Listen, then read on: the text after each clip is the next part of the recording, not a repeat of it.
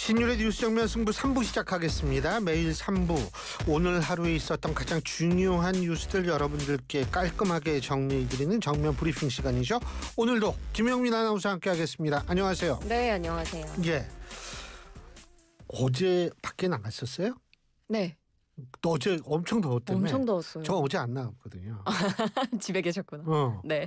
근데 어제 그렇게 더웠다 그러더라고. 난 몰랐는데 아까 어떤 기자님이 저한테 멘트 따려고 전화를 하셨는데 그래도 오늘은 살만하다니 지금 36도인데 내가 그랬더니 어제보다 좀 난 것 같다 그러더라고. 아침에 비도 좀 오고 해서. 참 지금 속보가 하나 떴는데 네. 오늘 밤에 중부에서 집중적으로 이 맞습니다. 호우가 내릴 가능성이 있다고 합니다. 여러분들 모쪼록 잘 좀 대비하셔야 될 것 같고, 이게 그러니까 비가 적당히 와주면 이렇게 더울 때 좋아요. 근데 이게 막 그냥 샤워기에 물 떨어지는 것처럼 오면은 그거 진짜 좀 그렇죠. 맞습니다. 근데 뭐 어쨌든 오늘 새벽에 또 뭔 일이 있어요? 정상회담이요. 그렇죠. 그렇죠. 1시 15분입니다. 우리 시간으로 새벽 1시 15분부터 이제 미국 백악관에서 한미 정상회담이 열리죠. 그렇습니다. 네. 이재명 대통령 그리고 도널드 트럼프 미 대통령의 한미 정상회담, 미 동부 시간으로 25일 낮 12시 15분, 그러니까 우리 시각으로는 내일 새벽 1시 15분에 시작된다고 백악관이 공식적으로 확인을 했습니다. 현지 시간 정오가 되면 트럼프 대통령이 이재명 대통령을 맞이해서 15분경부터 자신의 집무실에서 회담을 가진다는 건데요. 이 일정은 30분간 진행이 되고 백악관 풀 기자단에게 공개가 되는 것으로 전해집니다. 트럼프 대통령이 일반적으로 외국 정상과 회담을 할 때 진행되는 형식이라서 보시면 될 것 같고, 이번 한미 정상회담의 의미를 밝히는 모두 발언에 이어서 취재진과의 질의응답까지 이어질 예정입니다. 12시 45분부터는 백악관 캐비닛 룸으로 장소를 옮겨서 오찬을 겸한 회담을 이어갈 예정인데요. 이건 언론 비공개 일정이고요. 회담 후에 공동 기자회견 일정은 잡히지 않은 것으로 전해집니다. 요게 이제 그 30분이 중요해요. 그러니까 트럼프 대통령이 남아공 대통령 만났을 때나 아니면 우크라이나의 젤렌스키 대통령 만났을 때나 이때 이렇게 보면 그 공개되는 30분 동안 왜 그런지를 모르겠지만은 하여간 상대를 굉장히 당황하게 만드는 쇼맨십이라고 봐야 될지. 근데 그거 모르겠어요. 쉽지 않아요.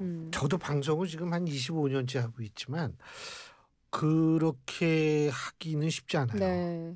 그래서 좀 그런 면이 걱정이 되는데 이재명 대통령은 필요한 말은 다 하겠다. 이런 얘기했다 그러죠? 네, 미국으로 향하는 전용기에서 이제 이재명 대통령이 기자간담회를 했죠. 이 자리에서 이 정상회담 의제는 다양할 것으로 예상이 된다고 밝혔습니다. 안보 문제, 국방비 문제, 관세 협상 문제도 있을 거고요. 북한에 대한 문제도 있을 수 있겠고 다양한 얘기를 할 것 같다고 이야기를 했습니다. 분명한 것은 대한민국도 하나의 주권 국가다라고 밝히면서 이 주권자 국민들이 기대하는 바를 충족시키진 못할지라도 최소한 실망하게 해드리지는 않아야 한다, 이런 책임감을 가지고 있다, 이런 이야기를 하기도 했는데요.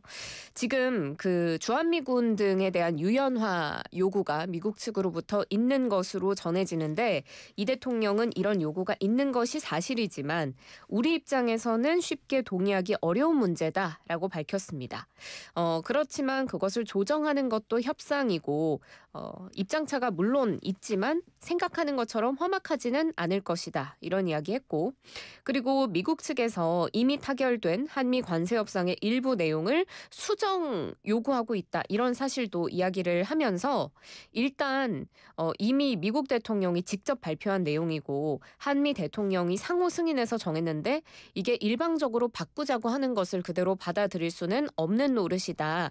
우리의 입장을 어느 정도는 피력할 것처럼 이야기를 했습니다. 그래서 과연 어떤 식으로 협상이 이루어질지는 오늘 새벽에 보실 필요가 있겠습니다. 물론 잘 돼야겠죠. 근데 이게 우리가 흔히 양안 관계라 그러죠.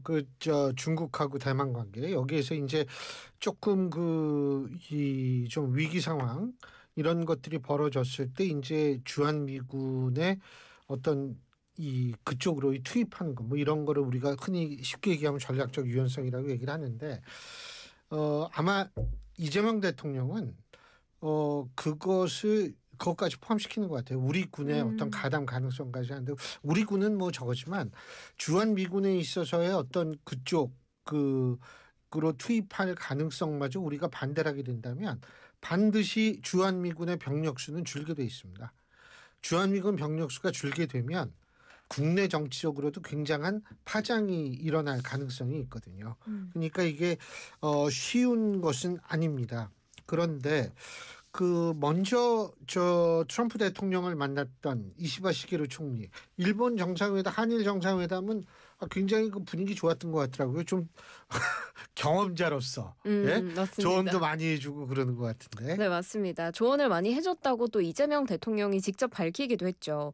이시바 시게루 일본 총리가 매우 우호적으로 우리 대한민국과 미국 협상에 대해서 많은 조언을 해줬다 이렇게 이야기를 하면서 많은 조언을 받았고 또 현장에서 특별히 제가 요청해서 자신들과 미국과의 협상 내용에 대해서도 구체적으로도 알려줬다 이런 이야기를 했거든요. 그래서 한국과 미국이 협상하는 데 있어서 어떤 점에 주의를 하면 어떤 이점이 있을 것이다. 이런 점에 대해서 구체적으로 협조해 주기로 약속을 했고 그리고 예정보다 소인수회담이 길어졌었는데 이게 대부분 미국과의 협상 얘기를 하느라 지연된 것이다. 라고 뒷이야기를 해주기도 했습니다. 그래요. 뭐 한일 관계는 애증의 관계라고 얘기할 수 있죠. 역사 문제도 있고 한데 사실은 역사와 외교를 조금 분리해서 접근할 필요는 있다.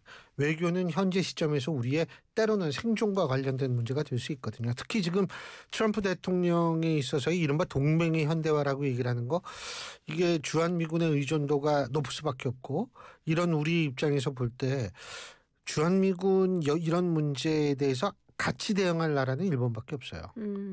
그래서 이 한일 관계라는 게 이제 그래서 굉장히 중요하다. 우리가 물론 과거 역사를 더 묻고 넘어가자는 얘기는 절대로 아니지만 그런 측면에서 지금 한일 관계를 바라볼 필요는 있지 않을까라는 생각이 들어서 하는 얘기고요. 자, 난 이건 몰랐네. 행정안전부에 경찰국이라는 게 있었네요. 이게 이제 폐지가 된다며요. 행안부 경찰국 난 몰랐어요. 이거 있는지. 이게 행안부 경찰국이 경찰 장악 논란 하면서 그랬었나? 기억이 가물거려가지고 나이가 들면 한 3년 된 이야기라서 예. 아이고 이거 아주 복잡하네요. 네, 한창 또 이슈가 됐었는데 행안부 경찰국이 3년 만에 공식적으로 폐지가 됩니다. 행정안전부가 경찰국 폐지를 위한 행정안전부와 그 소속기관 직제 개정령과 시행규칙 개정을 완료했다. 이렇게 오늘 밝혔는데요. 내일 공포 시행되면 폐지 절차가 이제 마무리가 되는 겁니다. 역사 속으로 사라지게 되는 건데 행안부에서는 새 정부 조직 개편안과 국정과제가 아직 확정되기 전이지만 경찰국 폐지에 대한 국민 공감대가 충분히 형성됐다고 설명을 했습니다. 윤호중 행안부 장관은 경찰국의 폐지로 경찰 조직 정상화에 한 걸음 더 다가가게 됐다라고 이야기를 하며 시민 안전과 행복을 위해 봉사하는 국민의 경찰로 거듭날 수 있도록 지원하겠다고 밝혔습니다. 그렇죠. 오늘 아침이었나? 이것도 헷갈리네. 이 법무부하고 대검 압수수색했잖아요, 검찰이. 그거 오늘일 거예요, 아마. 오늘일 텐데 오늘이라고 저는 믿으려고 합니다. 왜냐하면 내 기억으로 오늘인데 그거 보면서 이제 검찰도 9월까지는 하여간 엄청나게 변화를 준다는 거 아니겠어요? 그러면은 이제 경찰로 모든 힘이 오늘 맞듭니다. 우리 서지훈 PD가. 근데 이게 여러 가지로 이제 검찰도 굉장히 기소 정도로 축소가 되고 그러면 이제 모든 힘이 경찰에 쏠릴 수밖에 없는데 이게 경찰이 원래 좀 막강한 조직이었던 적이 없느냐? 천만에. 이승만 정권에 막강했죠. 전두환 때도 막강했어요. 그러다가 이게 이제 이렇게 되는데 지금 이제 검찰이 좀 비대해지니까 검찰에 대해서 이제 칼날이 들어오는 건데 이 경찰이 또 막 이렇게 이 좀 집중이 되면 모든 것이 권력에 이렇게 되면 이쪽도 또 문제가 생겨요. 그러니까 이제 그럴 때를 좀 장기적으로 생각하면서 그럴 때를 대비해서 이번에 고칠 때 좀 그런 식으로 고쳤으면 좋겠다 이런 생각을 좀 하죠. 자, 그리고 아들을 살해한 그 송도 총기 살해범. 이거 자기가 만든 총으로 왜 그랬잖아요. 맞습니다. 유명 사제 또 총기. 예, 그리고 유명 그 좀 에스테틱 에스테틱 업체 그 전 남편이죠. 근데 이게 동기가 그때 뭔지 되게 궁금했어요. 뭐 좀 드러났어요? 이 아무래도 금전과 관련한 문제가 어느 정도 있었던 것으로 보입니다. 인천 송도의 한 아파트에서 말씀하신 것처럼 아들을 사제 총기로 살해한 60대 남성이 전처와 아들로부터 매달 생활비를 중복 지급받다가 이게 끊기니까 망상에 빠졌던 것으로 드러났는데요. 국민의힘 주진우 의원실로부터 뉴스원이 받은 자료를 보면 이 A씨 아들을 살해한 이 남성을 A씨로 부르겠습니다. A씨는 전처와 아들 B씨로부터 2021년 8월부터 2023년 9월까지 한 2년가량 생활비를 320만 원씩 두 사람에게 총 640만 원 중복 지급을 받았습니다. 그런데 이걸 중복 지급받았다는 사실을 전처가 알게 됐고 전처가 중복 지급된 기간만큼 생활비 지급을 중단한 겁니다.